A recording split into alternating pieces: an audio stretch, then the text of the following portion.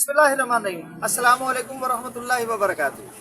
बीबी जी, बालम बोलेगा, कोई बोले ना बोले, बालम बोलेगा। सब हमारे माशरे में हम न जाने क्यों पल्ला सिफत लोग हैं। पल्ला सिंध में एक मछली नुमा जो है वो समंदरी मखलूक है, जो समंदर से आम तौर पर जो मछलियां हैं या आबी हयात है वो जो दरियाओं से आती है। तो वो दरिया जब जाके समंदर में गिरता है तो वो दरिया के बहाव के साथ बहते हुए तमाम मछलियां जो दरियाई मछलियां होती हैं या और मखलूक है दरियाओं की पानी की, तो वो उसके बहाव के साथ बहती हैं। मगर पल्ला सिंध में पाई जाने वाली एक ख़ास मछली है कि जो समंदर से उल्टी तरफ को बहती है, यानी दरिया का बहाव है, इसकी मुखालिफ समत में वो दरिया के बहाव को चीरते हुए और दरिया की तरफ जो है वो मंजिल की तरफ अपनी चलता है।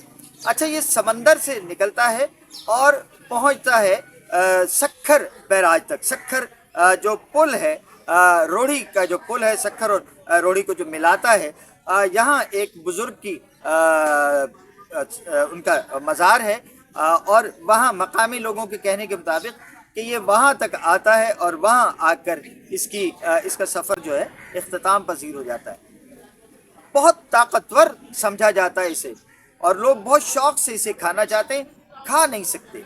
आम लोग अहलियान सिंध के अलावा और अहलियान सिंध में भी जो मकामी सिंधी स्पीकिंग लोग हैं वही पल्ला खाते हैं। और कोई खाए तो अपना मुंह लहू लहान कर लेगा, क्योंकि उसमें एक एक लुक़मे में हज़ार हज़ार कांटे होते हैं।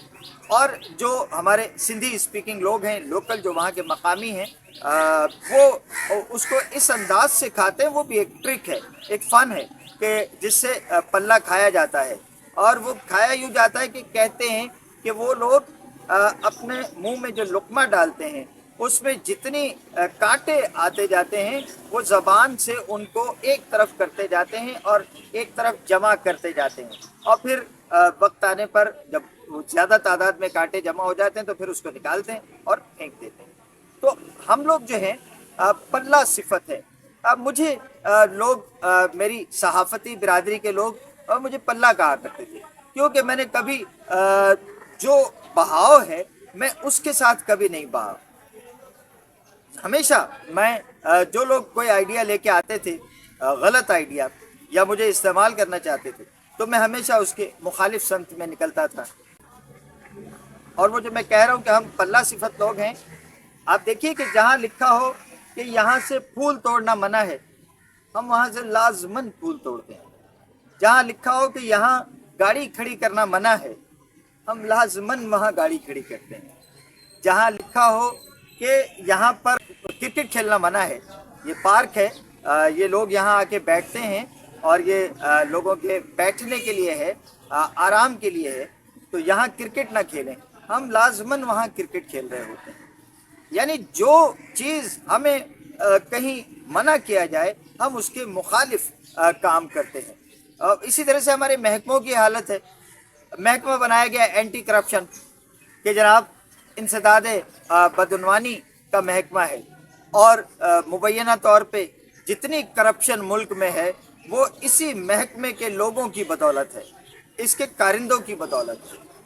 हमारे यहाँ महकमा बना पुलिस का जराइम की बीख कुनी के लिए, जराइम को जड़ से ख़त्म करने के लिए, मगर मुबैना तौर पर माशरे में जराइम को बढ़ाने में पुलिस के वो काली भेड़ें जो है उनका ही नाम जो है वो सामने लाया जाता है। आम तौर पे लिखा होता है कि जी ये स्कूल है, तालीमी दर्सगाह है, मदरसा है, मस्जिद है, यहाँ हॉर्न बजाना मना है। यानी खुद का लिखा हुआ, खुद की हिदायत, उस पर खुद ही अमल नहीं कर रहे तो आप किसी और को क्या सिखाएंगे। और बिलखुसूस तलबा को आप क्या दर्स दे रहे हैं? आप सिखाते हैं बच्चों को, स्टूडेंट्स को, कि माशरे में जो उसूल हैं, जो कायदे हैं, जो कवानीन हैं, वो माशरे का हुस्न संवारते हैं, माशरे को हसीन बनाते हैं, खूबसूरत बनाते हैं, उन पर अमल करना चाहिए। और आप ख़ुद ही जो है अपने कहे हुए की नफ़ी कर रहे हैं। اور اسکول کے سامنے آپ مسلسل جو ہے وہ ہارن بجا رہے ہیں۔ اسی طرح سے ایک اور آج کل معاملہ چل رہا ہے ایجیٹیشن کا، احتجاج کا۔ میرے ایک مہربان ہیں، میں صبح جب پارک میں جاتا ہوں سیر کے لیے اور تھوڑا واک کے لیے، ورزش کے لیے، تو وہیں شوکت صاحب جو ہے وہ بھی تشریف لاتے ہیں۔ تو ظاہر ہے اب بارش ہے، سینئر سٹیزن ہیں، اس عمر میں آ کے آدمی بڑا محتاط ہو جاتا ہے، وہ ضعیف ہو جاتا ہے۔ آج ذکر کرنے لگے مجھے، کہنے لگے یار یہ کیا ہوگا ملک کا؟ میں نے کہا جی کیوں، کیا ہوا ملک کو، کیا ہوا؟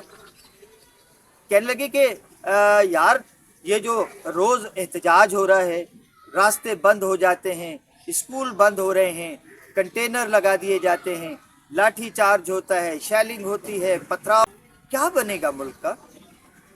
میں نے کہا شوکت صاحب کیوں آپ اس بات کا جو ہے وہ ٹینشن لے رہے ہیں؟ کیوں ٹینشن لے رہے ہیں؟ بولے یار مجھے ٹینشن ہو جاتی ہے، یار ملک کا کیا بنے گا؟ ارے میں نے کہا صاحب آپ ٹی وی پہ ڈرامہ دیکھتے ہیں؟ بولے جی۔ فلمیں سینما میں جا کے دیکھتے تھے؟ تو وہ کہتے جی۔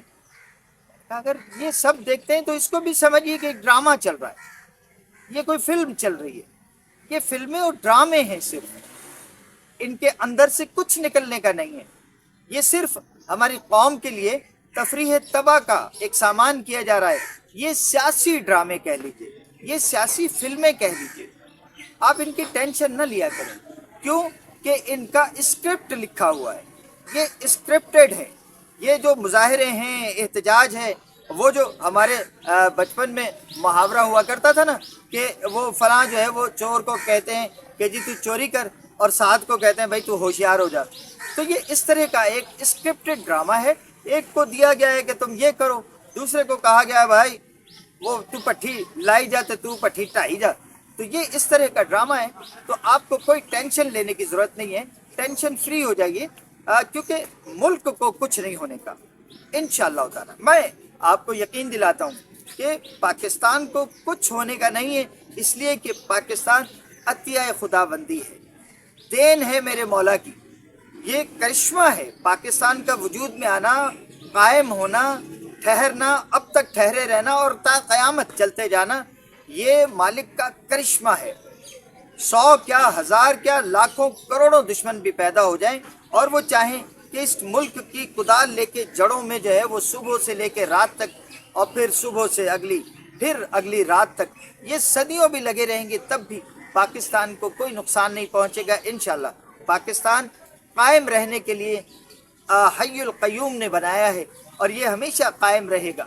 یہ اس ہستی نے بنایا ہے کہ جس نے یہ پوری کائنات بنائی ہے۔ تو جس روز وہ اس کائنات کی بساط لپیٹے گا، اس دن کی فکر کیجئے، پاکستان کو کچھ نہیں ہونے کا۔ تو جناب بلّہ صفت لوگ اپنا کام کرتے جائیں گے، ڈرامے باز اپنا کام کرتے جائیں گے، اسکرپٹ کے لکھاری اپنا کام کرتے جائیں گے، اور زندگی یوں ہی رواں دواں رہے گی۔ نو ٹینشن پلیز، ٹینشن دینے کا ہے، لینے کا نہیں۔ کیا سمجھتا ہے بی بی جی؟ بالم بولے گا، کوئی بولے نہ بولے، بالم بولے گا۔ اجازت دیجیے، اللہ حافظ۔ پاکستان زندہ باد۔